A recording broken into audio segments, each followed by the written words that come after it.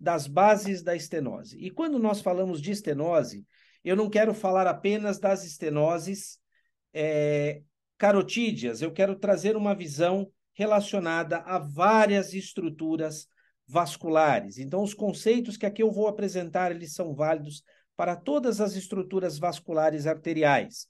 Então, quando falamos de estenose, a estenose pode ser definida como uma redução ou um estreitamento luminal de uma estrutura tubular que faz o transporte de fluidos. Muito bem.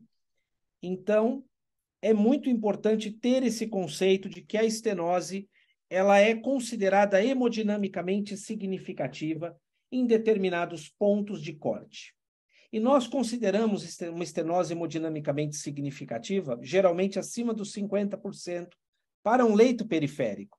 Mas para uma artéria renal, nós falamos de 60%.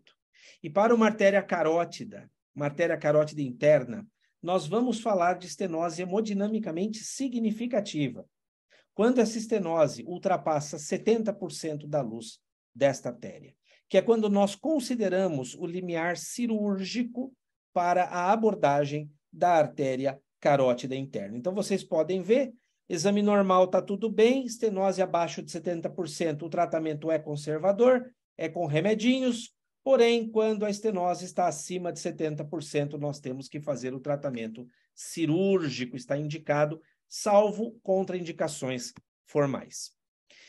Existem duas maneiras de se avaliar uma estenose de uma artéria. A primeira é por uma medida direta e a segunda é por uma avaliação hemodinâmica.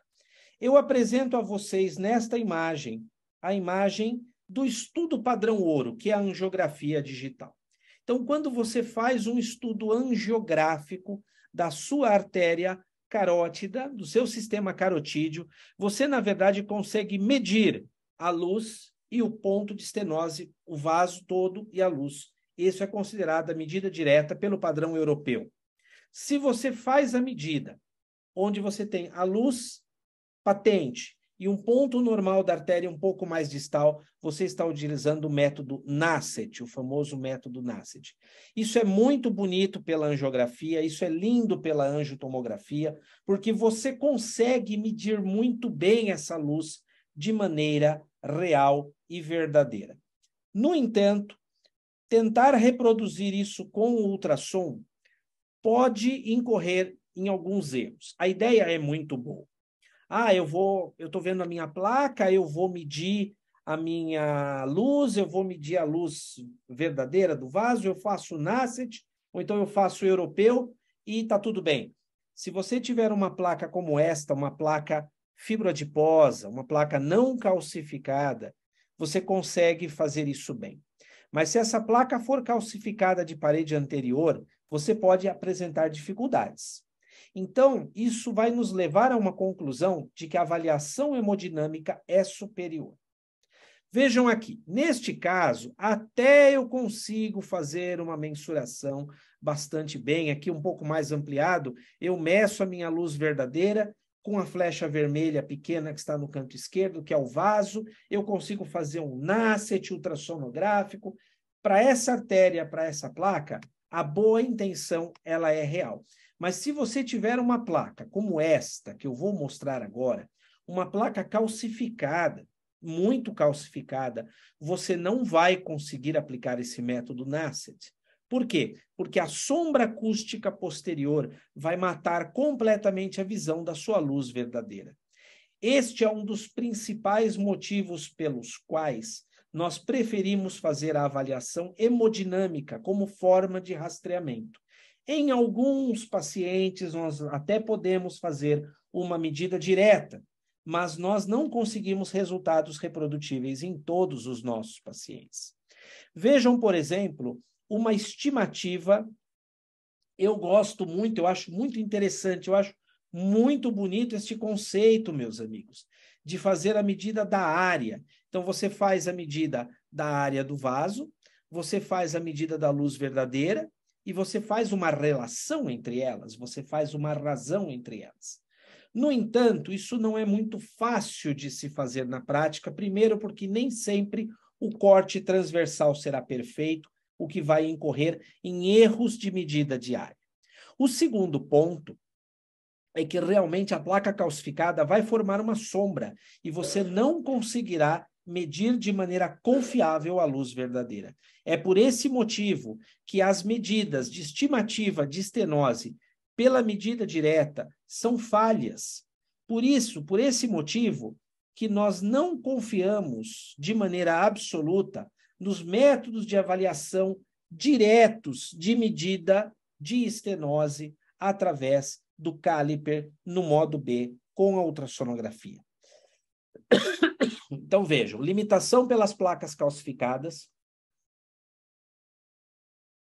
erros consideráveis pelo plano de corte, grande variabilidade inter- e intra-observador, e é um bom método para subclassificar estenoses abaixo de 50%, mas não muda a conduta.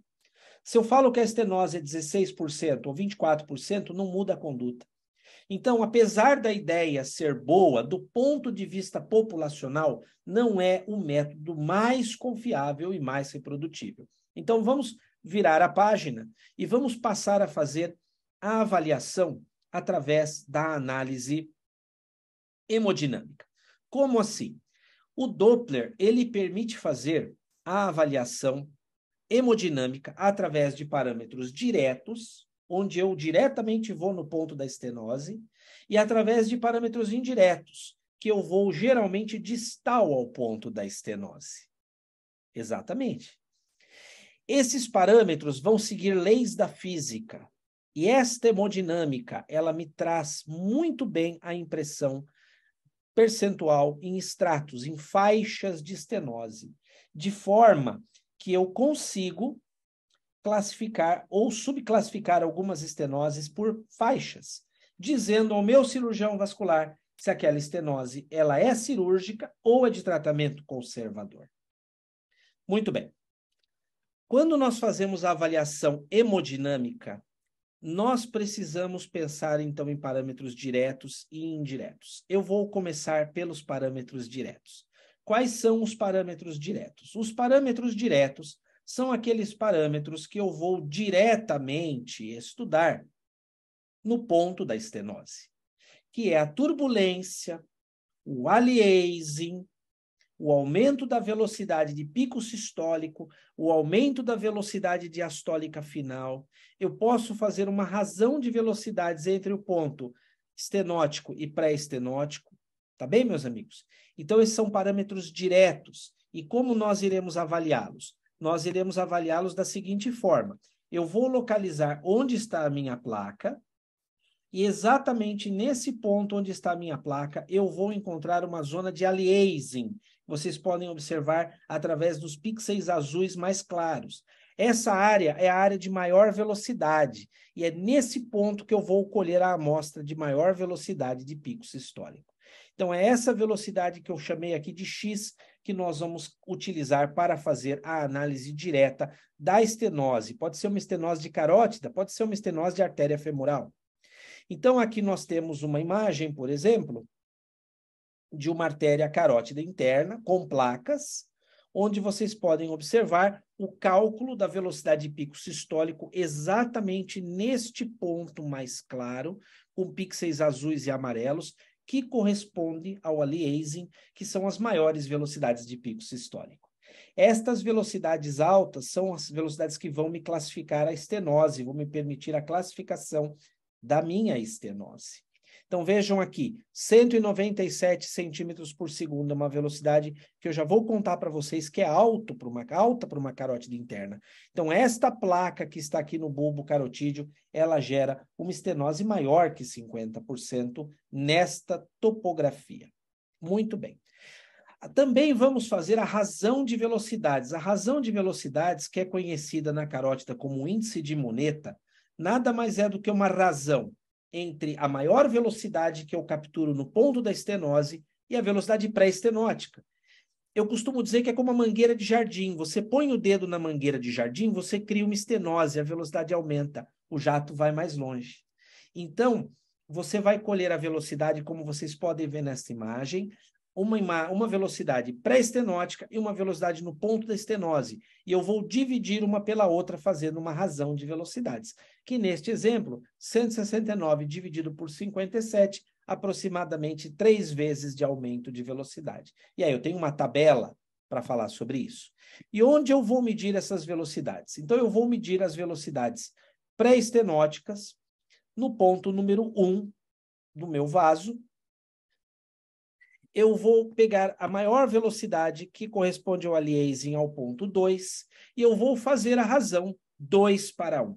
É exatamente esse o trabalho fino que nós temos que realizar quando estamos avaliando uma estenose carotídea.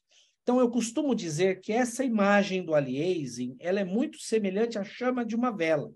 Para os nossos colegas que estão nos assistindo no Zoom, vocês podem ver um pequeno videoclipe que demonstra, que eu não tenho como passar no Instagram, que vocês podem observar como se fosse a coloração de uma chama de vela que corresponde às maiores velocidades. É esse o ponto que vai me dar a graduação da minha estenose. Uma vez mais, uma outra imagem, demonstrando para vocês um ponto de aliasing, esse aqui não deixa dúvidas, tá certo?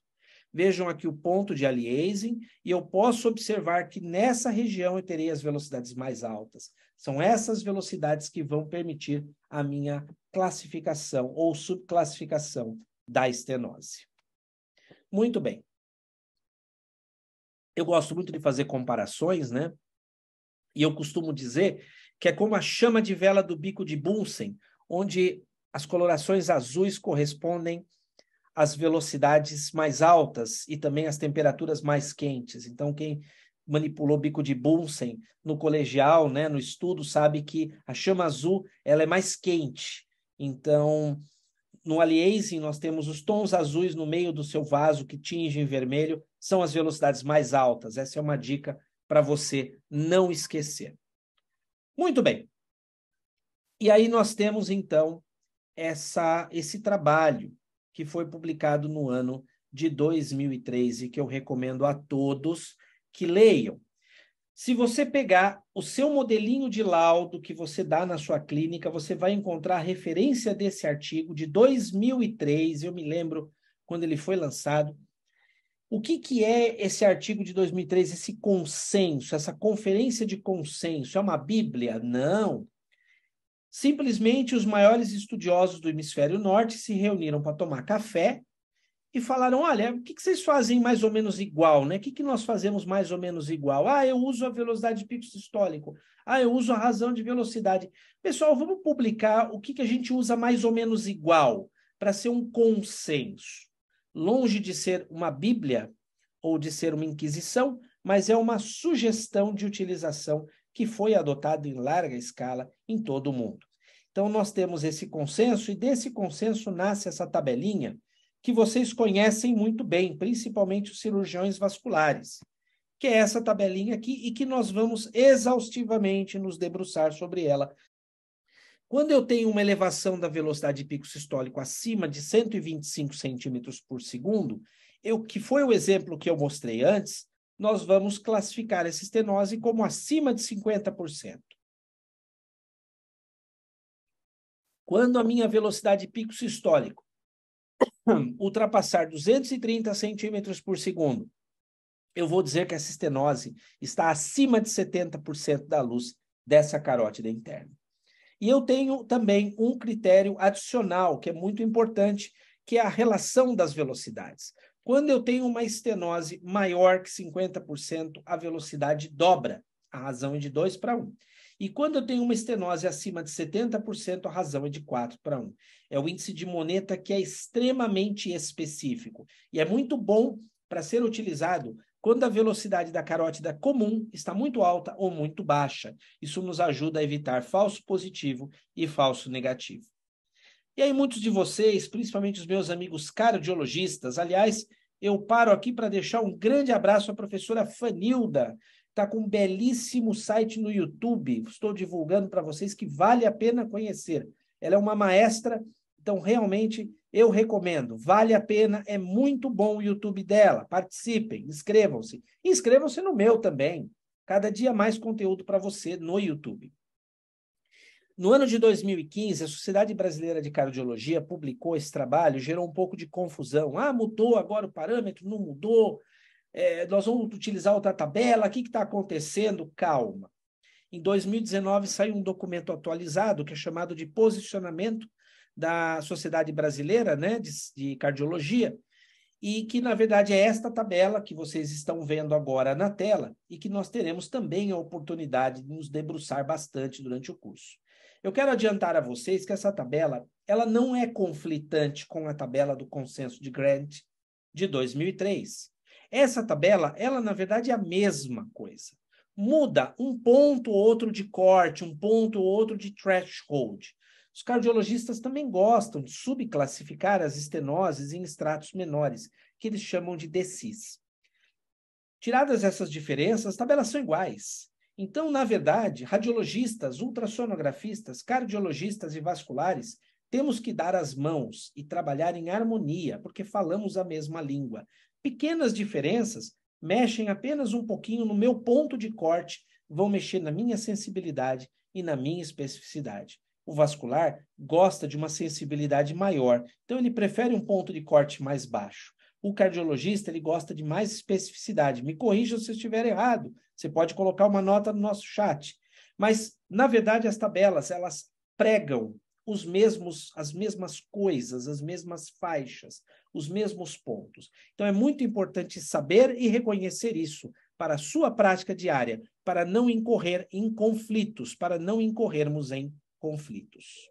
Muito bem. Para terminar a análise dos parâmetros de estenose, eu tenho os nossos parâmetros indiretos. Os parâmetros indiretos, eles são muito úteis quando o exame está muito difícil, principalmente em artérias renais e artérias periféricas. Então, eu vou encontrar um padrão de fluxo amortecido, de aceleração baixa, de velocidade baixa, que eu vou chamar de tardos parvos no meu leito distal. Então, quando eu pego um pulso fraco na minha tibial posterior, quando eu coloco o meu sonarzinho, ele faz aquele som monofásico, eu já sei que não vai bem. Eu devo ter uma estenose proximal. É um sinal indireto. Eu indiretamente tiro uma conclusão vendo uma alteração distal. Exatamente. Eu também posso encontrar circulação colateral. Nos membros inferiores é muito comum encontrar circulação colateral e ela tem um aspecto característico, um aspecto de artérias enoveladas. Mas, no território carotídeo, nem sempre eu vou encontrar uma circulação colateral, mas elas existem. Como, por exemplo, quando eu tenho uma carótida externa, desculpem, que pode apresentar um fluxo tardos parvos como este, com aceleração reduzida, ou no caso da circulação colateral que eu citei para todos vocês, eu posso encontrar, por exemplo, a inversão da carótida externa. A carótida externa, que vocês podem ver aqui azul, está invertida. Por quê?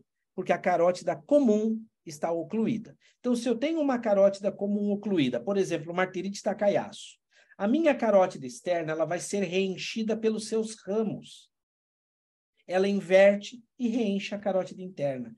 Este é um dos mecanismos mais lindos de circulação colateral que existem na natureza, na minha opinião.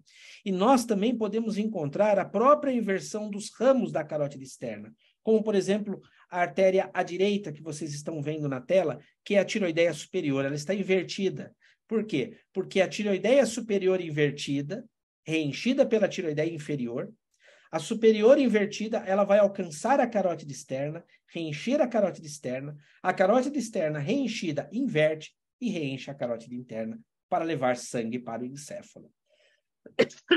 Vejam que mecanismo maravilhoso esse de circulação colateral. Então, existem outros, tá? Artéria oftálmica e outras artérias da face, mas este é um dos mais conhecidos e reconhecidos pelos senhores, tá bem?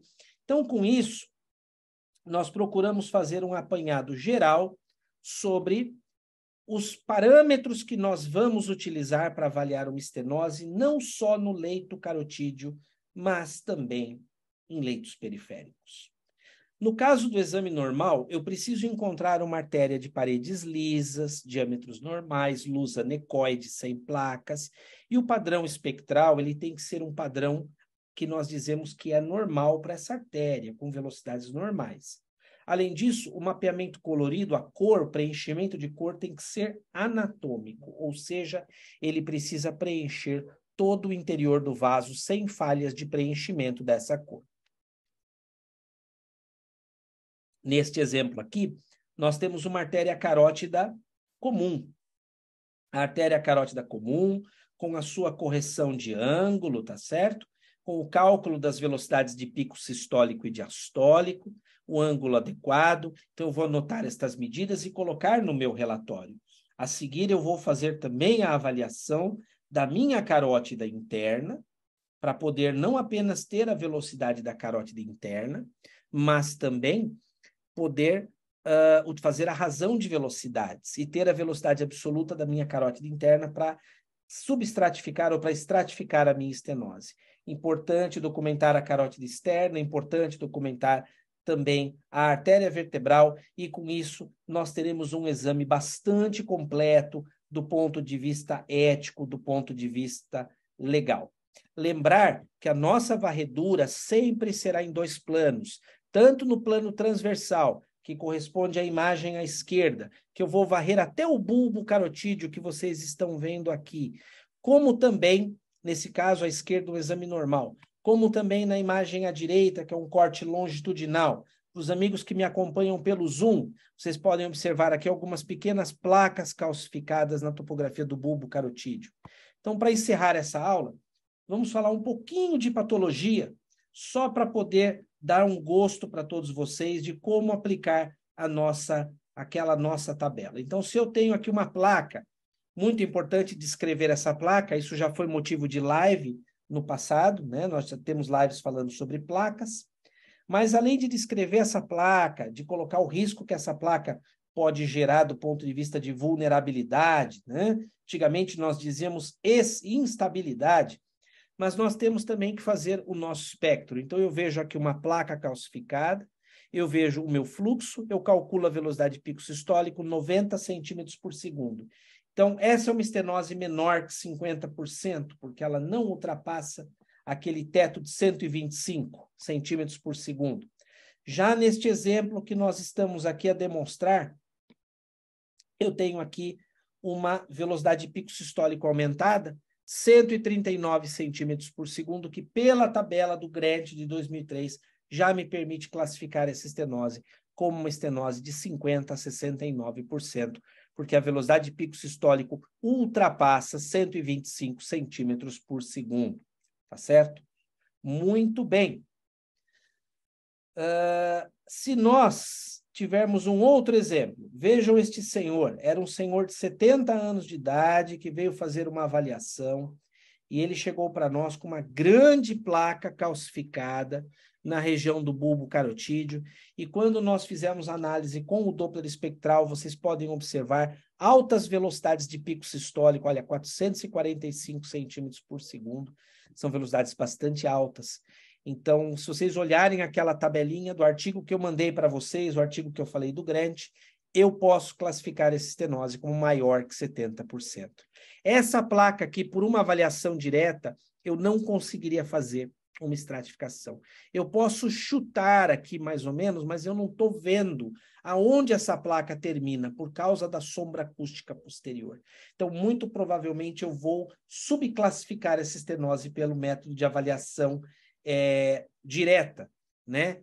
Que é exatamente aquele método que eu falei para vocês, o método de medida com o diâmetro. Então, eu uso análise hemodinâmica, parâmetro direto de análise hemodinâmica, que é a velocidade de pico sistólico, é muito mais confiável.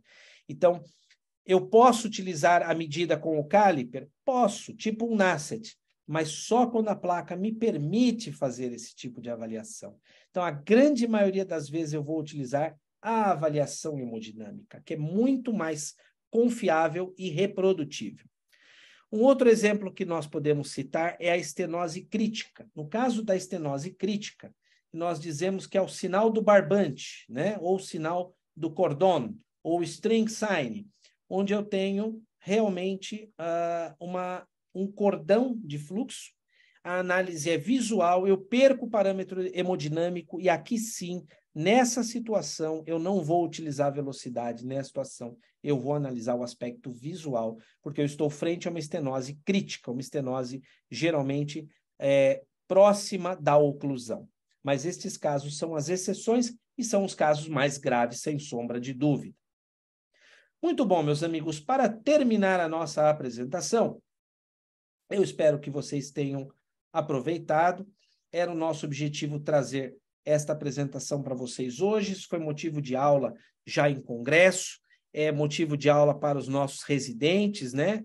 Para os nossos graduandos, pós-graduandos. Então, eu sempre gosto de repetir esses conceitos, porque vocês utilizam não só na carótida, mas também em membros inferiores, na aorta, nas ilíacas. Aqui um exemplo de uma oclusão. Não deixem de documentar a oclusão com o Doppler colorido e com o Doppler pulsado, para mostrar que não existe fluxo nessa artéria carótida interna. É claro que isso tem que ser confirmado por mais um método, como, por exemplo, uma angiografia ou uma angiotomografia. E para terminar, fazer uma boa documentação também no meu registro, no meu informe, no meu laudo. Então, eu vou descrever o complexo médio-intimal com a medida, tudo isso já é uma aula. Eu vou descrever as minhas placas, nós vamos falar sobre isso nas nossas aulas de placas, como descrever, como classificar uma placa. Graduar a estenose, que foi o que nós pincelamos na noite de hoje. Nós vamos falar de roubo de subclávia, que é muito importante, tá certo? No território vertebral. Citar limitações técnicas como grandes placas calcificadas ou, eventualmente, uma bifurcação alta. Vamos também descrever se é um controle pós-cirúrgico, se tem stent, se eu tenho que fazer alguma avaliação complementar. Achados adicionais, encontrei uma massa no pescoço, eu encontrei uma estenose na subclávia, eu encontrei um aneurisma na subclávia, também você vai colocar no relatório. E em caso de emergência, ligue para o médico prescritor, o médico solicitante, porque realmente o contato entre as especialidades é fundamental para o bom encaminhamento do nosso paciente. Meus queridos amigos, eu deixo à disposição de todos vocês o meu e-mail, o meu correio eletrônico, tá certo? Muito obrigado pela presença. Eu sou Peter Francolin, radiologista, falo diretamente de São Paulo para todo o Brasil e América Latina. Muito obrigado a todos, uma excelente semana, um bom feriado e até a nossa próxima live domingo que vem, se Deus quiser.